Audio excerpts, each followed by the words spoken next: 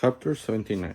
After lunch, Susan Finney pulled out the contents of the curbside mailbox, recognizing with pleasure the plastic wrapped October issue of Martha Sweetwater Living. With the exception of Christmas, Halloween was Susan's favorite holiday, and Martha was always good for another creative idea or two. Susan loved Susan loved to sew, and the attic held her extensive collection of outfits she had made for the children and for James and herself to wear to masquerade parties they had attended, starting even before they were married. The carefully marked cardboard boxes held the costumes of a monk and a nun, a pirate and a harem girl, Dracula, Sora, a French maid, a go-go girl, and Uncle Sam, and the Statue of Liberty. Susan and James had won the prize for best couples costume when they wore those patriotic outfits to a local Halloween party the year before.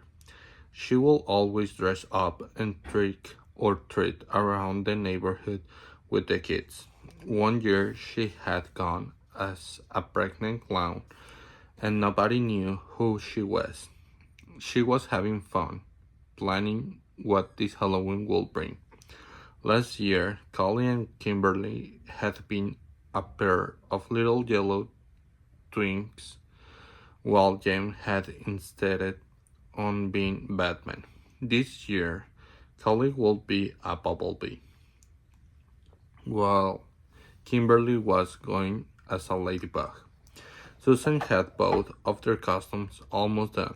She had suggested that, in keeping with the insect theme, James could be a spider, but James had a mind of his own.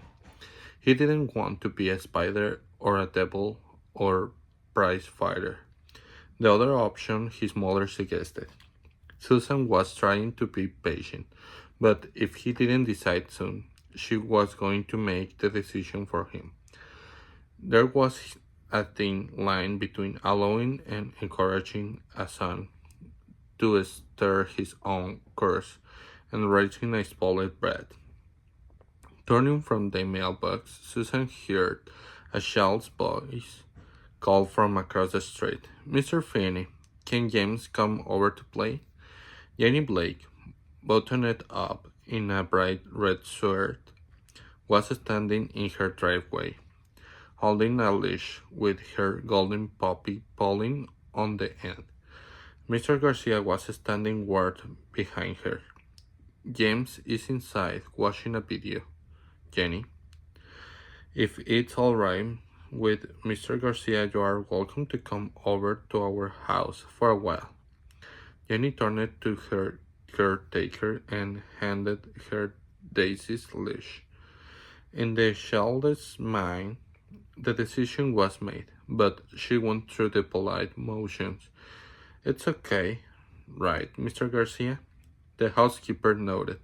Yes, muñequita. It's all right. I come over for you in a while and pick you up and walk you back home.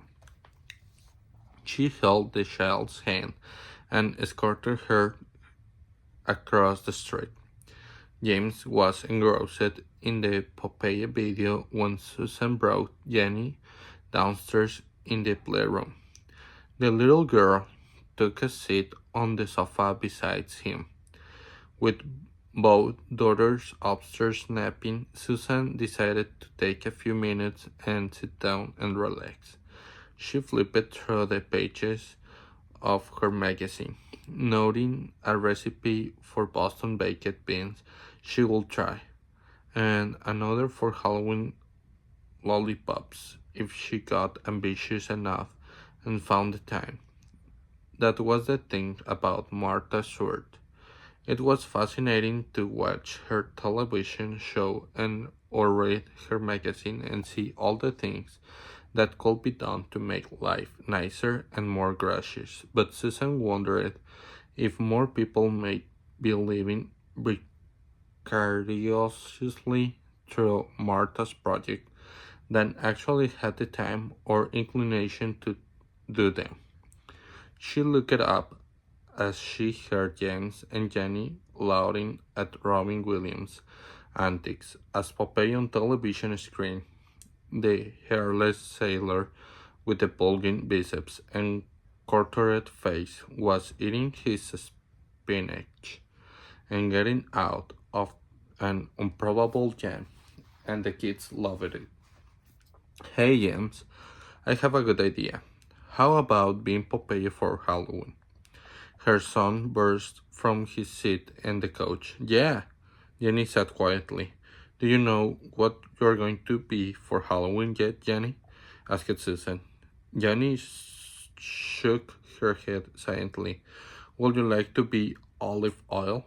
You can ask your mom, and if she says yes, I'll make your costume too. And you and James can trick or treat together. The thought was a really hit. Jenny beamed. She knew it was going to be alright with Mommy. Mommy didn't sue. Mommy was always at work.